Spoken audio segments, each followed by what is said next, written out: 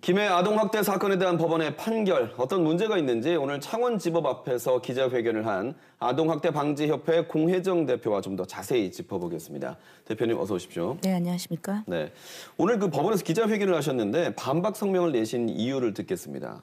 일단은 형량도 너무 낮았고요. 그리고 이게 법의 형평성하고도 어긋난다고 생각을 했습니다. 다른 아동학대 사건에 비해서 너무나 낮은 형량도 문제였었고, 그리고 저희로서는 판사님께서 이 아이를 가정복귀에 대한 암시를 했다고 생각했기 때문에 그 부분에 대한 우려 때문에 규탄 성명서를 발표를 했습니다. 네, 피해 아동을 처음 만난 건 언제신가요?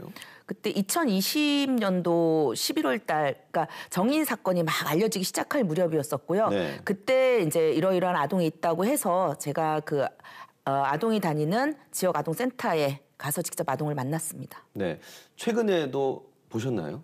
네네. 요새 뭐 지속적으로 가서 만나고 있고요. 얼마 전에도 만났습니다. 네, 좀 어떤 심적으로나 이렇게 건강적으로는 어떤 상태인가요? 그러니까 그 키도 많이 컸고 그 전에 만났을 때보다 몸무게도 좀 늘었습니다. 피부도 네. 좋아졌고.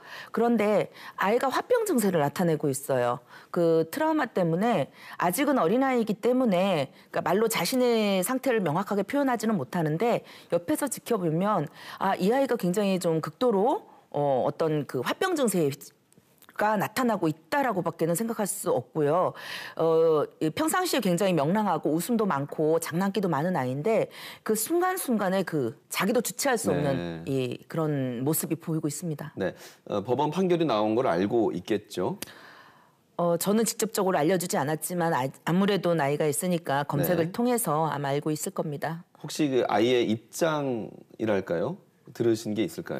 지난번에 만났을 때 물어봤었습니다. 네. 엄마 아빠가 어떻게 했으면 좋겠냐라고 얘기를 했더니 엄마 아빠가 직접 와서 자기한테 사과를 했으면 좋겠대요. 그래서 집으로 돌아가고 싶냐 그랬더니 그건 아니고 네. 지금 있는 곳이 너무 마음이 편하다 이렇게 얘기했습니다. 네, 알겠습니다. 그런데 법원에서 곧바로 보도자를 냈습니다. 판결의 양형 이유에서 무엇보다 피해 아동의 정서적 치유를 위해서는 향후 보호기관 및 전문가와의 협의 하에 피고인들의, 그러니까 해당 양부모겠죠, 꾸준한 노력이 필요해 보인다라고 강조한 것은 피해 아동의 가정 복귀를 전제로 한 것은 아니다라고 법원도 반박을 했는데 여기에 대해서는 어떻게 입장이십니까? 학대 피해 아동의 치료를 위해서 노력해야 되는 거는 부모로서 당연한 일입니다. 그 당연한 일에 대해서 집행유예를 선고할 이유도 없는 것이고요. 만약에 이거 가정복귀가 아니라고 한다면 그렇다면 왜 집행유예를 그걸 이유로 해서 감형을 했습니까? 저희는 오히려 법원에 물어보고 싶습니다.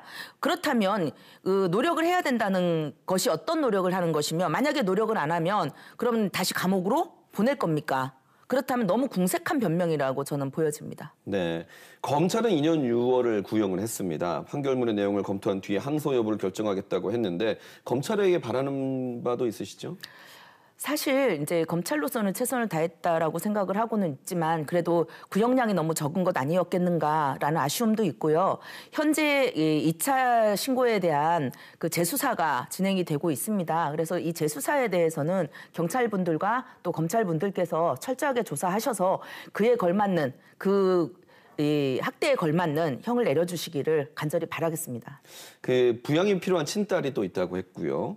이 학대를 당한 입양 자녀의 입장이 또 있을 텐데 앞으로 이 문제는 궁극적으로 어떻게 가야 된다고 보고 계신가요? 사실 저희는 친자녀 네. 역시도 정서학대에 시달린 거라고 네. 저는 보고 있습니다. 그래서 이 친자녀 역시 아이를 학대하는 모습을 봤고 아이의 일거수일투족을 친엄마한테 일러바치는 역할도 하는 등 역시 이 아이 역시도 정서적인 학대를 당했다고 생각하기 때문에 친자녀의 부양을 위해서가 아니라 친자녀 역시 정서학대의 피해자로서 치료를 받아야 되고 그런 지원을 해줘야 된다고 생각을 합니다. 알겠습니다. 자립지원까지 계속 도와주시는 거죠? 그럼요. 네, 알겠습니다. 오늘 말씀 잘 들었습니다. 네, 수고하십시오.